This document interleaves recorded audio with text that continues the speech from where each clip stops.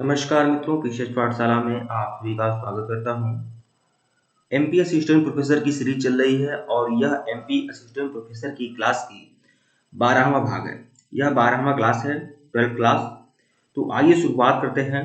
हम मध्य प्रदेश की प्रशासनिक संरचना देख रहे हैं। मध्य प्रदेश की प्रशासनिक संरचना की मध्य प्रदेश का प्रशासन कैसा है, मध्य प्रदेश में कितने मंडल है, उस मंडलों में कौन कौन से जिले हैं और उस जिले की खास विशेषता क्या है, यही हम लोग शुरू कर रहे हैं। और इसके पहले का वीडियो नहीं देखे हैं तो प्लेलिस्ट में जाइएगा। एमपी असिस्टेंट प्रोफेसर पेपर 1 के नाम से प्लेलिस्ट बनी हुई है, प्लेलिस्ट में जाइएगा और वीडियो देखिएगा। मध्य प्रदेश की जो प्रशासनिक संरचना है ये देख लीजिए। और यह 12वां क्लास है। यह पूरा मध्य प्रदेश का मैप आप लोग के सामने है। एक चीज और आप लोगों को बताना चाहेंगे कि MP assistant professor UP MP assistant professor paper 1 की संपूर्ण तैयारी पीसीएस पाठशाला चैनल पे कराई जा रही है। 999 रुपए का कोर्स है। जो भी लोग परचेज करना चाहे परचेज कर सकते हैं। यूपीएससी और एमपी असिस्टेंट प्रोफेसर दोनों का पेपर 1 की पूरी तैयारी, संपूर्ण सारगर्भित रामबाण तैयारी पीसीएस पाठशाला चैनल पे हो रहा है। तो आप लोग बिल्कुल हमारे चैनल को ज्वाइन कर सकते हैं। हमारा ऑफिशियल व्हाट्सएप नंबर ऊपर भी शो हो रहा है और यहाँ पर भी लिखा हुआ है। हमारे ऑफिशियल व्हाट्सएप नंबर पर मैसेज कर सकते हैं। 999 रुपए का कोर्स है और इसमें बहुत कुछ आप लोगों को मिलेगा। यहाँ पर 1000 क्वेश्चन की टेस्ट सीरीज लिखी है। लगभग 4 से 5000 क्वेश्चन की लगभग टेस्ट सीरीज आप लोग को मिलेगी। फुल एक्सप्लेनेशन के साथ मिलेगा, कंप्लीट नोट्स मिलेगा, लेटेस्ट वीडियो मिलेगा, टेस्ट सीरीज मिलेगी, टेस्ट सीरीज की पीडीएफ मिलेगी। टेलीग्राम पर भी लगातार मॉक टेस्ट आपको मिलेंगे। तो यूपी और एमपी असिस्टेंट प्रोफेसर पेपर 1 के लिए जो भी लोग गंभीर हैं वो लोग हमारे साथ जुड़ सकते हैं, ठीक है। और यह आपका मध्य प्रदेश की प्रशासनिक संरचना के तहत ये सब सारे जिले लगातार कंप्लीट कराए गए हैं। आइए 12वां क्लास है, शुरुआत करते हैं। इंदौर संभाग, ग्वालियर संभाग। हाँ, ग्वालियर संभाग में कौन कौन से जिले हैं यह देख लीजिए। तो देखिए ग्वालियर संभाग जो है यह आपका मध्य प्रदेश का एक संभाग है, मतलब मध्य प्रदेश का एक मंडल है। तो यहाँ पर मैं आप लोग बता दूं ग्वालियर संभाग में इसमें कौन कौन से जिले हैं यह आप लोगों को देखना होगा। तो ग्वालियर संभाग में एक तो ग्वालियर आपका हो गया, फिर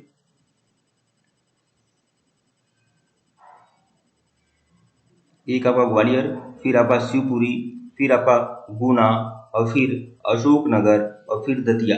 यह ग्वालियर संभाग में कुल पांच ही जिले हैं। ग्वालियर संभाग में ध्यान रखिएगा, ग्वालियर, शिवपुरी, गुना, अशोकनगर, दतिया। तो एक एक करके इन सभी जिलों के बारे में देखेंगे।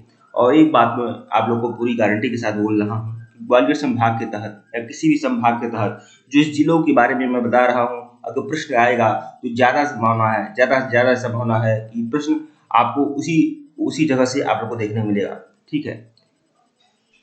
जैसे ग्वालियर संभाग के बारे में यह जो तथ्य है, यह तथ्य बहुत ही महत्वपूर्ण है। और अगर ग्वालियर संभाग से संबंधित प्रश्न आए तो यहाँ से आने की अपार संभावनाएं बनती है। तो देखिए ग्वालियर संभाग के बारे में, ग्वालियर जनपद के बारे में, ग्वालियर संभाग को बताया हूँ, ग्वालियर जनपद के बारे में क्या है।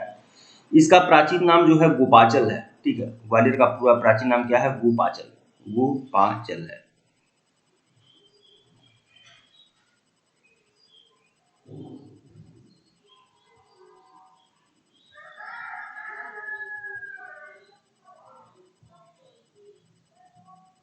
ये देखिएगा ग्वालियर संभाग का जो प्राचीन नाम है यह क्या है? गोपाचल है। फिर गोपगिरी भी इसको प्राचीन नाम है, गोपगिरी, गोपाचल, गोपगिरी, गोपाचल, फिर गोप पर्वत, गोपाद्री, ये इसके क्या है? प्राचीन नाम है, ठीक है। इसे तानसेन नगरी के उपनाम से भी जाना जाता है क्योंकि जो अकबर के दरबार में जो संगीतज्ञ तानसेन थे वह ग्वालियर से ही थे, ठीक है। ग्वालियर में ही उनकी समाधि है, इसीलिए इसे तानसेन नगरी के नाम से भी जाना जाता है। ग्वालियर में एशिया का प्रथम शारीरिक प्रशिक्षण महाविद्यालय, एशिया का जो प्रथम शारीरिक प्रशिक्षण महाविद्यालय है यह ग्वालियर में ही स्थित है, ठीक है। अब आगे देखिएगा, राजस्व मुख्यालय ग्वालियर में है। महालेखाकार का कार्यालय जो है ये आपका ग्वालियर में मिलेगा। विजया राजे सिंधिया कृषि विश्वविद्यालय जो है ग्वालियर में आप लोग को देखने मिलेगा। यहाँ पर क्या है? तानसेन का मकबरा है, जो जैसा बताया हूँ, इसीलिए इसे तानसेन नगरी भी कहते हैं। फिर रानी लक्ष्मीबाई की समाधि जो है यह आपका ग्वालियर में आपका स्थित है, ठीक है। फिर आपका जय विलास पैलेस जो है आपका ग्वालियर में है। फिर मोहम्मद गौस का मकबरा, जो तानसेन के गुरु थे, संगीत के गुरु थे मोहम्मद गौस, उनका भी मकबरा आपका ग्वालियर में आप लोग को देखने को मिलेगा। फिर गुजरी महल जो है आपका ग्वालियर में है। फिर सास बहू मंदिर भी आपका ग्वालियर में है और गुजरी महल भी ग्वालियर में है। फिर आपका वेली का मंदिर, देखिए वेली का मंदिर जो है आपका ग्वालियर में देखने को मिलेगा। फिर मोती महल ग्वालियर में है। आदर्शनीय स्थल जो है क्या है, ग्वालियर में है। ये सभी जो स्थल है यहाँ पर ग्वालियर में देखने को मिलेगा। ठीक है, तो देखिए गैस आधारित विद्युत गृह जो है ग्वालियर में है। ठीक है, ग्वालियर की कहाँ है, ग्वालियर के भांडेर में है। तो ये सभी जरूरी तथ्य हैं, ये सभी इंपॉर्टेंट हैं, यहाँ से प्रश्न आने की संभावना बनती है। तो इसे जरूर, इन सभी तथ्यों को जरूर आप लोग देख लीजिएगा। और टेलीग्राम बिल्कुल ज्वाइन करिएगा। टेलीग्राम का लिंक डिस्क्रिप्शन में दिया गया है। असिस्टेंट प्रोफेसर के लिए टेलीग्राम बनाया गया है, लिंक डिस्क्रिप्शन में है, आप सभी लोग जरूर ज्वाइन करना है।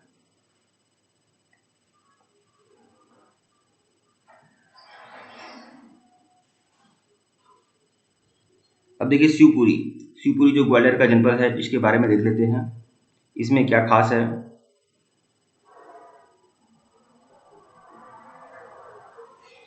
देखिए जो शिवपुरी को पर्यटन नगरी भी कहा जाता है, शिवपुरी को क्या कहा जाता है, पर्यटन नगरी कहा जाता है। और अप्रैल 1859 को तात्या टोपे को यहाँ पर फांसी दी गई थी। यह वह जगह है जहाँ पर तात्या टोपे को फांसी दी गई थी। कब, 1 अप्रैल 1859 को। ठीक है, प्रदेश भर में यह न्यूनतम तापमान वाला जिला है। शिवपुरी वह जिला है, इसीलिए इसे पर्यटन नगरी कहा जाता है, क्योंकि यहाँ का मौसम बहुत ठंडा रहता है और प्रदेश का सबसे कम तापमान यहाँ पर रहता है, न्यूनतम तापमान। ठीक है, यहाँ क्या है, देखिए यहाँ पर सिंध, कारी और महुवर नदियां प्रवाहित होती हैं। यहाँ पर सिंध नदी, कारी नदी और महुवर नदी प्रवाहित होती है। यहाँ पर एक अभ्यारण्य भी है जिसको क्या कहा जाता है, करेरा अभ्यारण्य यहाँ है, तथा माधव राष्ट्रीय उद्यान। करेरा अभ्यारण्य शिवपुरी में है और माधव राष्ट्रीय उद्यान, करेरा अभ्यारण्य माधव राष्ट्रीय उद्यान जो है शिवपुरी में आपको देखने को मिलेगा। फिर कत्था बनाने का कारखाना भी शिवपुरी जिले में ही स्थित है। तो ये देखिए, यह आपका इंपॉर्टेंट हो सकता है, कत्था बनाने का कारखाना शिवपुरी में स्थित है, यह आपका इंपॉर्टेंट हो सकता है। फिर करेरा अभ्यारण्य कहाँ है, करेरा अभ्यारण्य माधव राष्ट्रीय उद्यान शिवपुरी में स्थित है, यह आपका इंपॉर्टेंट हो सकता है। फिर सिंध व की कारी और महुवर नदियां यहाँ प्रवाहित होती हैं, यह आपका इंपॉर्टेंट होता है। प्रदेश भर में सबसे कम तापमान यहाँ पर है, यह तो मोस्ट इंपॉर्टेंट है आपका। फिर पर्यटन नगरी कहा जाता है, ये ध्यान रखिएगा। और यहीं पर तात्या टोपे को फांसी भी मिली हुई थी, शिवपुरी में ही। अब अगला जनपद जो है गुना जनपद, इसे हम अच्छी तरीके से देखेंगे। गुना जनपद में क्या खास है, तो देखिए गुना जिले को चंबल या मालवा का प्रवेश द्वार कहा जाता है। गुना जिले को चंबल या मालवा का क्या कहा जाता है, प्रवेश द्वार कहा जाता है। यहाँ पर प्रसिद्ध तेजा जी का मेला लगता है। तेजा जी जो वहाँ के लोक देवता है, उनका मेला यहाँ लगता है। तो तेजा जी का मेला लगता है गुना जनपद में। फिर विजयपुर में, गुना जनपद में एक जगह है विजयपुर खास है। विजयपुर में क्या है, नेशनल फर्टिलाइजर का कारखाना है। क्या है, विजयपुर में है, नेशनल फर्टिलाइजर का कारखाना विजयपुर में है। ठीक है, फिर यहीं पर स्वतंत्रता पूर्व रियासत राघवगढ़ का मकबरा है। स्वतंत्रता पूर्व रियासत जो है राघवगढ़ है। यहाँ की स्वतंत्रता पूर्व रियासत राघवगढ़ है।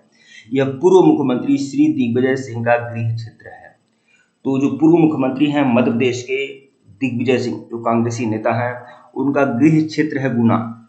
और वह जो है एक राज परिवार से भी हैं, आपको बता दें दिग्विजय सिंह, और यह राघवगढ़ रियासत के अंतर्गत ही आता है, तो यह ध्यान रखिएगा। अब गुना जनपद से संबंधित प्रश्न आ सकते हैं, तो क्या आ सकते हैं कि गुना जिले को चंबल का या मालवा का प्रवेश द्वार कहा जाता है, मोस्ट इंपॉर्टेंट। यहीं पर तेजाजी का मेला लगता है, मोस्ट इंपॉर्टेंट। और फिर नेशनल फर्टिलाइजर्स का कारखाना है, यह भी इंपॉर्टेंट है, ध्यान रखिएगा। यह 3 चीजें तो मोस्ट इंपॉर्टेंट है, ध्यान रखिएगा आप लोग। अशोकनगर के बारे में देखेंगे। अशोकनगर जो जनपद है उसके बारे में देखेंगे। तो देखिए 15 अगस्त 2003 को गुना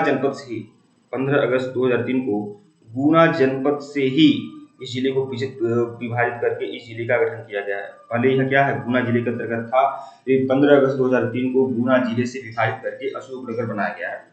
और प्रदेश की खुली जेल मुंगावली यहाँ स्थित है। प्रदेश की एक खुली जेल है मुंगावली, ठीक है, यह आपका स्थित है। मतलब प्रदेश का एक ऐसा जेल जो खुला है, खुली जेल है, यह क्या है, मुंगावली में स्थित है।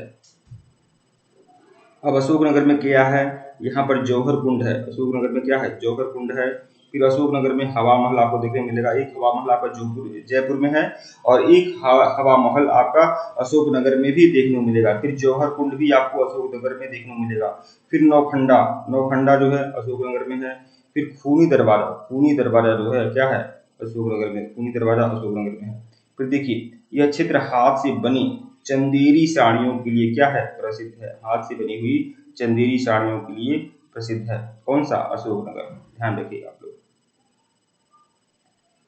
अब अगला जिला जो है दतिया, दतिया के बारे में देखेंगे क्या खास है। तो देखिए यह क्षेत्रफल की दृष्टि से मध्य प्रदेश का सबसे छोटा जिला। बहुत ही इंपॉर्टेंट प्रश्न आपका तथ्य हो गया।